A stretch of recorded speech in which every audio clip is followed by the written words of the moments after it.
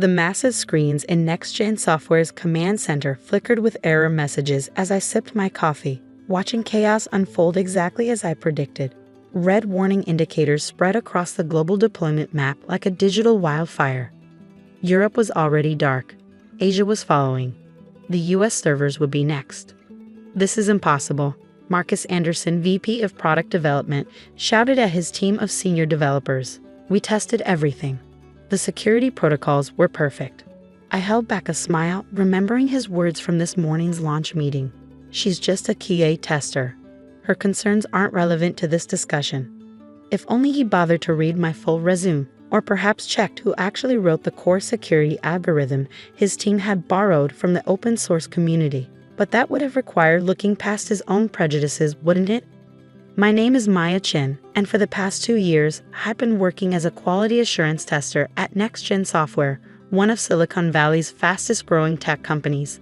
On paper, I was responsible for finding bugs in their software before release. In reality, I was watching, waiting, and documenting every shortcut, every stolen piece of code, every security vulnerability they dismissed in their rush to market. Someone checked the core security module. Anderson was getting desperate now. The US servers had started failing right on schedule. I took another sip of coffee, remembering how this all began.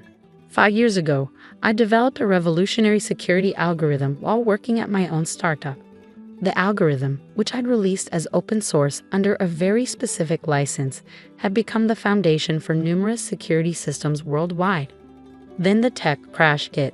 My startup folded, along with dozens of others. While larger companies swooped in to buy up the remains, I made a different choice. I went underground, taking a seemingly low-level position at NextGen, watching as they built their new flagship product on top of my code. "Sir," one of the senior developers called out, "I found something in the security module. The license, it requires attribution and prohibits commercial use without explicit permission from the original author." Anderson's face went pale. NextGen was about to launch a $2 billion software platform, and they just discovered they didn't have the rights to use its core security component. "Who wrote this code?"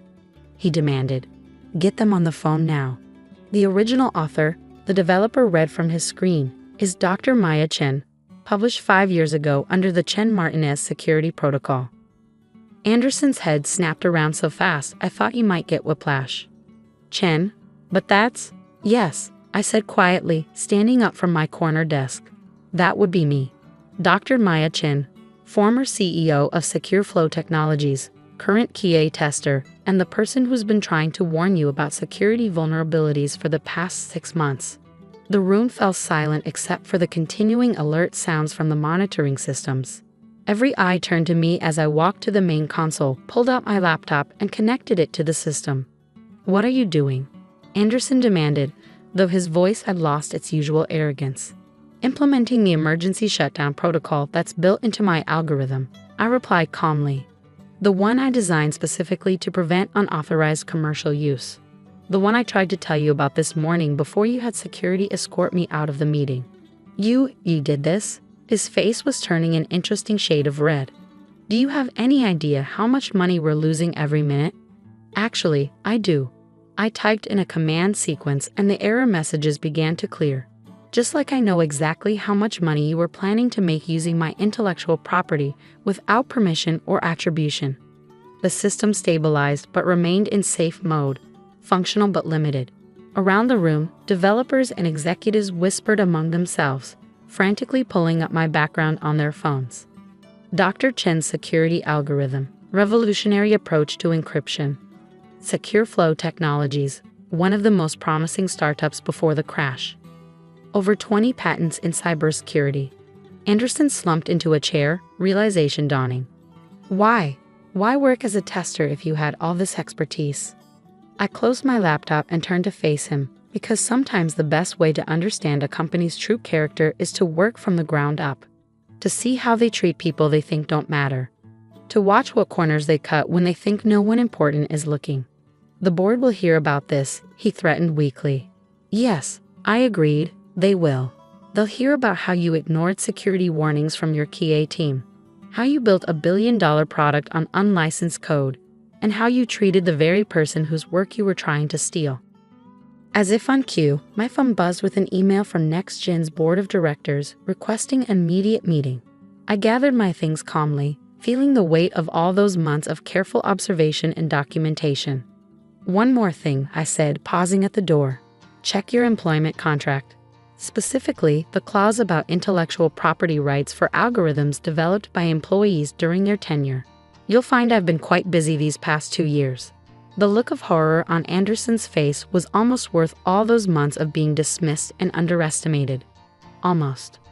As I walked to the elevator, I could hear the chaos resuming in the command center. They were probably realizing that the emergency shutdown protocol was just the beginning. That my time as a mere QA tester had given me insights into their system that no outside developer could have gained. My phone buzzed again. A message from Maria Martinez, my former SecureFlow co-founder and still my best friend. "Saw the NextGen crashes. Time for Phase 2. I smiled, stepping into the elevator. Phase 2 would change everything, not just at NextGen but across the tech industry. But first, I had a board meeting to attend, where I'd reveal exactly what happens when you underestimate the wrong person. Sometimes the quietest person in the room is the one you should fear most. And sometimes the best revenge isn't about destroying a system. It's about exposing its flaws so thoroughly that it has to change. NextGen's boardroom felt exactly like you'd expect from a major tech company, all glass, chrome, and calculated intimidation. 12 board members sat around a gleaming table that probably cost more than my first startup's entire office. Their expressions ranged from barely concealed panic to outright hostility. CEO Michael Torres spoke first. "Dr. Chen, you've put us in quite a situation." "Actually," I replied, opening my laptop, "I've prevented you from putting yourselves in an even worse one." I connected to the room's display system, bringing up my documentation. "Shall we discuss the numerous security vulnerabilities I've reported over the past 6 months? Or would you prefer to start with the intellectual property violations?" The room temperature seemed to drop several degrees. Board member Sarah Jenkins leaned forward. "You've been documenting everything." "Everything," I confirmed, pulling up folder after folder of meticulously organized evidence. Every dismissed security concern, every ignored vulnerability report, every instance of code theft. But more importantly, I switched to a different screen. I've been developing solutions. That got their attention.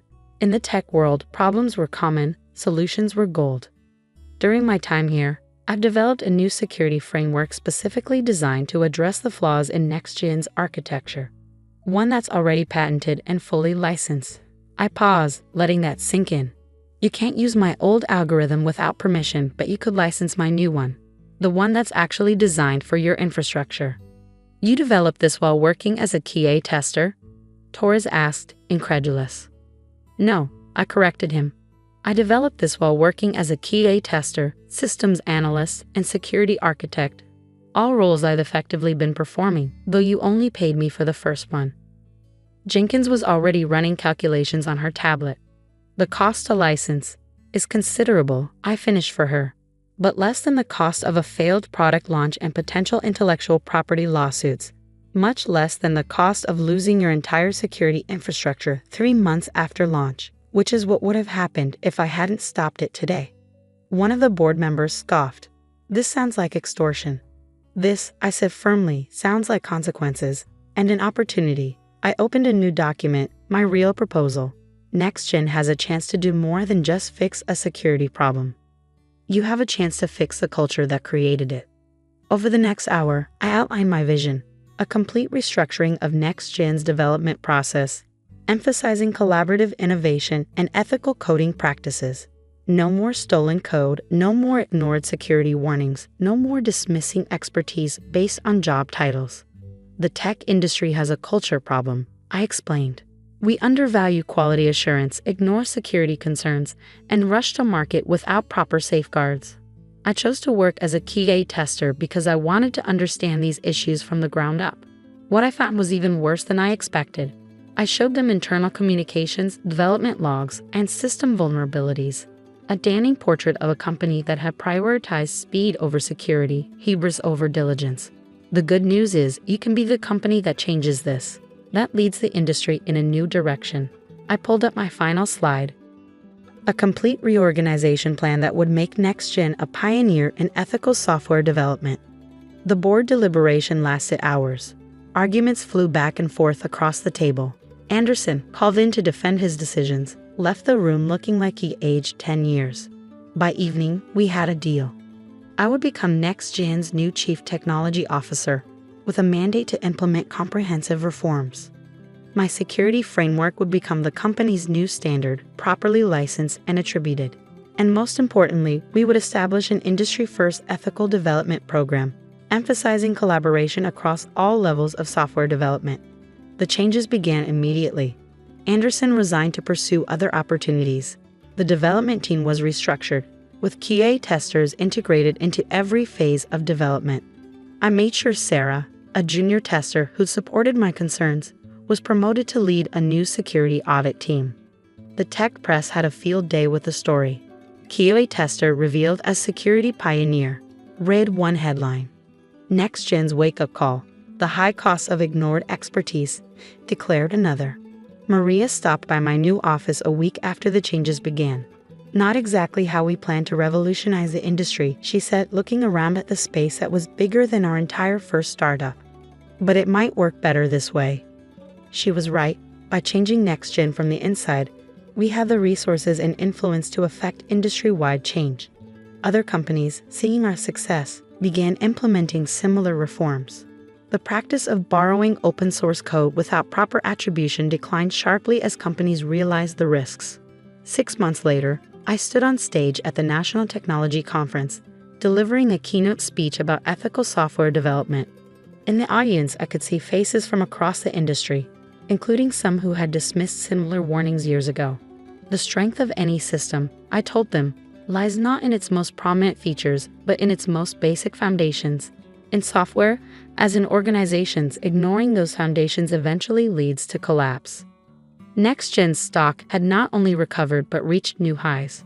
Our new security framework, developed and tested with input from all levels of the development team, set new industry standards. More importantly, our ethical development program became a model for other companies. Anderson? Last I heard, he was working as a consultant, giving talks about the importance of listening to your QA team. I suppose some lessons have to be learned the hard way. A year after that fateful product launch, I sat in my office reviewing applications for our new developer training program. We'd received thousands of submissions, many from people traditionally overlooked in tech, quality assurance testers, support staff, self-taught programmers from non-traditional backgrounds. Sarah knocked on my door, excitement evident on her face. The Ethical Development Certification Program just got approved by the Industry Standards Board. We're officially setting the benchmark for the entire sector. I smiled, remembering all those months of careful observation and documentation. Sometimes, I told her, the best way to fix a broken system is to understand it from the ground up. To see its flaws not as an outsider trying to break in, but as someone working within its lowest levels. The view from my office showed the NextGen campus, now transformed into a model of collaborative development. Teams of developers and testers worked together in open spaces, their roles fluid and overlapping. In the distance, construction had begun on our new Innovation Center, a space dedicated to ethical software development and inclusive tech education. My phone buzzed with a message from the board. Our latest security suite had just passed final testing, with unprecedented success rates. The message was copied to the entire development team, from senior architects to junior testers. Another small change that signaled a larger transformation. I thought about that morning in the command center, watching the system crash exactly as I predicted. The revenge I'd sought wasn't just about proving my own worth. It was about proving that the entire way we developed software needed to change. As I write this from my office, watching teams of developers and testers collaborate on our next project, I'm reminded of something I told the board that first day. True innovation doesn't come from rushing to market or cutting corners. It comes from building strong foundations, valuing all perspectives, and understanding that expertise can be found at every level of an organization. The monitors in our command center still show global deployment maps, but now they tell a different story.